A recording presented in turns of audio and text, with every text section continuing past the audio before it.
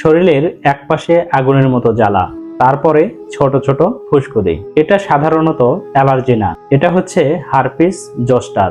এটি ভাইরাস জনিত একটি সংক্রমণ। এই রোগের সাধারণ লক্ষণ শরীরের একপাশে ছোট ছোট ফুসকুড়ি, ব্যথা, জ্বালা, চুলকানি বা ঝিনঝিন অনুভূতি থাকে।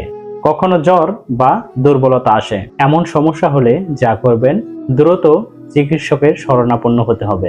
ফুসকুড়ি কখনো খোঁচাবেন না বা ফাটাবেন না। আক্রান্ত জায়গা সবসময় পরিষ্কার এবং শুকনো রাখবেন। প্রয়োজন হলে চিকিৎসকের পরামর্শে অ্যান্টিভাইরাল গ্রহণ করবেন। আপনাদের জন্য গুরুত্বপূর্ণ কিছু সতর্কবার্তা: নিজে নিজেই স্টেরয়েড জাতীয় কোনো ক্রিম বা কোনো মলম অথবা আজে বাজে কোনো ক্রিম ব্যবহার করা থেকে বিরত থাকবেন। তাছাড়া সংক্রমণ কমার চেয়ে ধীরে ধীরে বৃদ্ধি হতে থাকবে। হারপিস জোস্টার যত তাড়াতাড়ি শনাক্ত করা যায় এবং তত তাড়াতাড়ি এটাকে নিয়ন্ত্রণ করা যায় সঠিক পর্যবেক্ষণ এবং চিকিৎসার মাধ্যমে। তাই সময় মতো বুঝুন এবং সময় মতো সঠিক চিকিৎসা গ্রহণ করুন।